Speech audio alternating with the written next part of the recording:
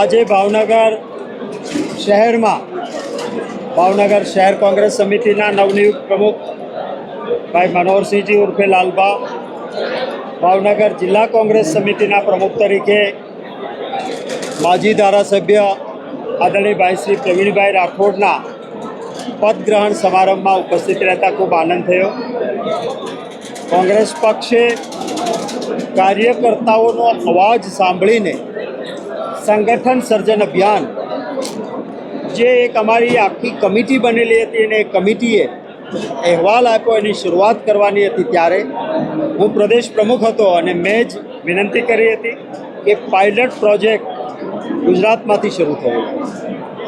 હું આભાર માનીશ કોંગ્રેસના આલા કમાન્ડનો, અમારા હાઈકમાન્ડનો, કે એ શરૂઆત સરસ રીતે થઈ છે અને 40 જિલ્લા કોંગ્રેસ સમિતિના પ્રમુખશ્રીઓની જે નિમણૂકો થઈ છે, ત્યારે આજે ભાવનગરમાં આ બંને મિત્રોના પદગ્રહણ સમારોહમાં ખૂબ જોશભેર ભાવનગર શહેર અને જિલ્લાના આગેવાનો અને કાર્યકર્તાઓ ઉપસ્થિત રહ્યા છે. ભાવનગર મારી જન્મભૂમિ, કર્મભૂમિ પણ રહી. જિલ્લા પંચાયતમાં 2 ટર્મ ભાવનગરમાંથી ચૂંટાયો. ધારાસભામાં 3 વખત ભાવનગર શહેરે મને ચૂંટીને મોકલ્યો. કચ્છી માળુઓએ 2014માં ધારાસભામાં ફરી ચૂંટીને મોકલ્યો હતો. એટલે ભાવનગરના અને ગુજરાતના કચ્છના લોકોનો પણ હું ઋણી છું. આજે પણ સૌનો એ જ પ્રેમ અને લાગણી છે. સૌના માટે ખૂબ હૃદયપૂર્વકની સંવેદનાઓ અને આભાર વ્યક્ત કરું છું. આપો ગુજરાતમાં વિધાનસભાની 2027માં ચૂંટણી આવે છે. શક્તિસિંહ ગુજરાતની અંદર આવ્યા ત્યારે કોંગ્રેસને એવું હતું કે કોંગ્રેસમાં નવી શક્તિ ફૂંકાઈ છે, પરંતુ આપે રાજીનામું આપી દીધું છે. આવનારા ભવિષ્યની અંદર કોંગ્રેસનું શું અસ્તિત્વ રહેશે? હું કોંગ્રેસના કાર્યકર તરીકે સંપૂર્ણપણે કાર્યવંત રહેવાનો છું. હું અંતરાત્માને અવાજને માનનારો માણસ છું. લોકસભાની ચૂંટણીઓ થઈ, છેલ્લા 2 ચૂંટણીઓથી અમારી 0 પરિસ્થિતિ રહેતી હતી. એના બદલે ગેનીબેન ઠાકોર ચૂંટાયા અને 5 થી 6 બેઠકો અમે ઓછા મતોથી હાર્યા. જે પરિણામ સારું આવ્યું, કામ કરતા હતા. પેટા ચૂંટણીઓ વચ્ચે નગરપાલિકા પંચાયતોની આવી, પરિણામ અમારા માટે ઉત્સાહજનક રહ્યા. જે 72 નગરપાલિકા, 2 તાલુકા પંચાયતની પેટા ચૂંટણીઓ આવી, એમાં પણ મેં મારી રીતે એનાલિસિસ કર્યું તો પરિણામ આંકડાઓની દ્રષ્ટિ, પરિસ્થિતિની દ્રષ્ટિએ સુધારાજનક હતા. અનેક ભારતીય જનતા પક્ષના હાથગંડા છતાં સેંકડો કાર્યકર્તાઓ મક્કમતાથી ચૂંટણી લડ્યા હતા. પરંતુ આ છેલ્લી 2 ચૂંટણીઓમાં મારી અપેક્ષા જે હતી એ પ્રમાણેના આંકડાઓ ન આવતા, અંતરાત્માનો અવાજ પરિણામ ન આપી શકીએ તો પદ પર ચોંટીને બેસી રહેવું એ યોગ્ય નથી. આવું લાગતા અંતરાત્માના અવાજને અનુસરીને મેં કોંગ્રેસ પ્રમુખના પદનો ત્યાગ કર્યો છે, રાજીનામું આપ્યું છે. પરંતુ એક કોંગ્રેસના કાર્યકર તરીકે સંપૂર્ણપણે હું લડતો રહેવાનો છું. અમારા હાઈકમાન્ડે ખૂબ મને છૂટો દોર આપીને કામ કરવાની પણ પૂરી છૂટ આપી હતી. સંગઠન સર્જન અભિયાનનો પાયલટ પ્રોજેક્ટ મારા કહેવાથી ગુજરાતને મળ્યો અને એમાં પણ ફાઇનલ નામો કરતાં પહેલાં મારા સાથે વારંવાર ચર્ચા કરવામાં આવી. આજે આ પરિસ્થિતિની અંદર કોંગ્રેસના આલાકમાનના આભાર સાથે જે કોઈ નવી વ્યવસ્થા ઊભી થશે એમાં પૂર્ણ રીતે ગુજરાતના હિત માટે, રાષ્ટ્રના હિત માટે, કોંગ્રેસ પક્ષના સંગઠન અને કોંગ્રેસ પક્ષના કામ માટે સંપૂર્ણ મજબૂતીથી હું લડતો રહીશ. બાપુ, બીજા પાર્ટીનો ઉદય થયો છે. હંમેશા ઉગતા સૂર્યની પૂજા થાય છે. આમ આદમી પાર્ટી છે તે ગુજરાતની અંદર દરેક વિધાનસભા અને જે પરિણામ આવ્યું છે તેમાં પણ સારું પરફોર્મન્સ કર્યું છે. કોંગ્રેસ બેક ટુ બેક પાછળ જઈ રહી છે, તેનું કારણ શું છે? તમે એક વસ્તુ સમજો, ગુજરાતે ક્યારેય થર્ડ ફ્રન્ટને સ્વીકાર્યો નથી. ભાઈ ગોપાલભાઈ ઇટાલિયાની વ્યક્તિગત જે કંઈ ગોઠવણ હતી એનો વિજય થયો.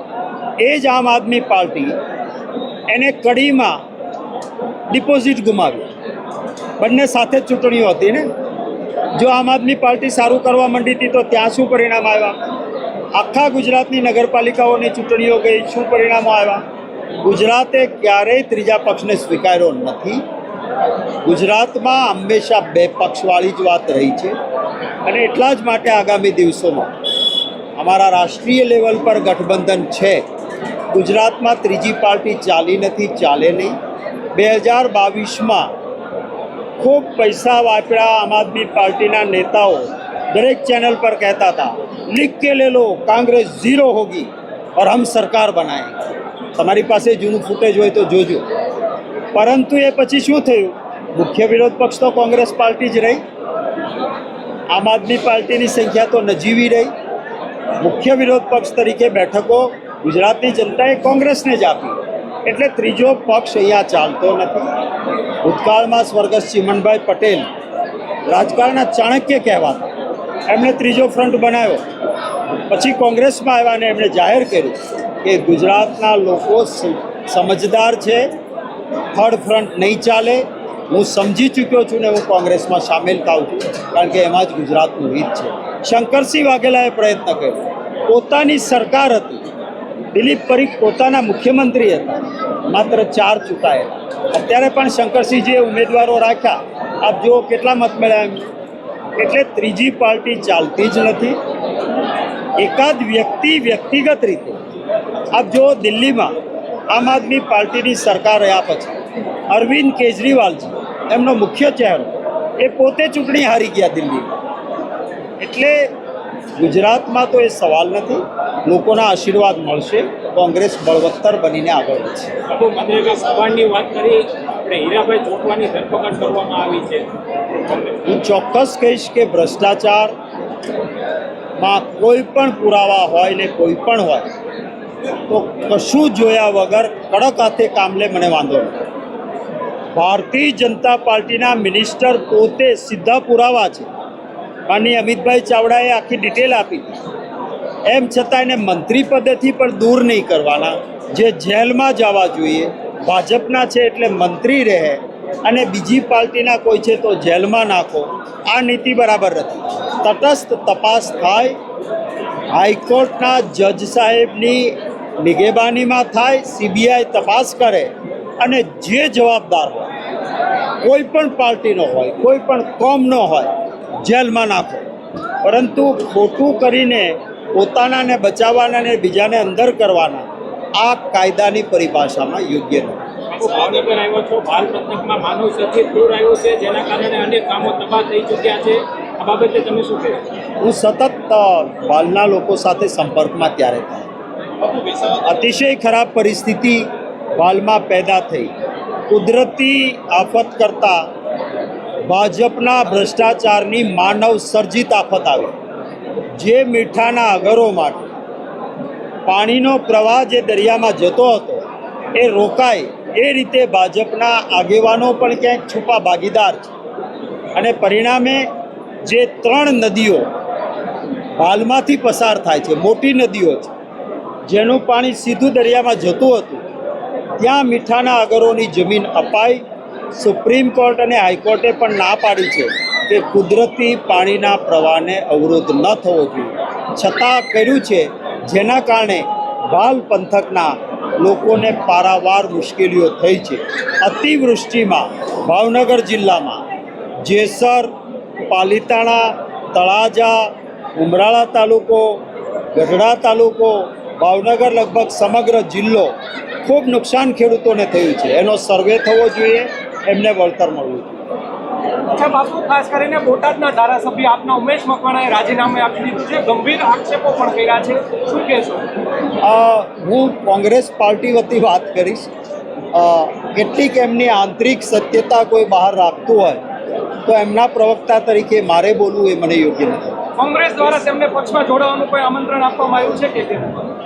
ભાઈ, જ્યારે આપણે કોઈનું વેવિશાળ કરવા જઈએ તો એની જાહેરાત આપતા નથી. ચાંદલા વિધિ હોય ત્યારે આમંત્રણ આપીએ.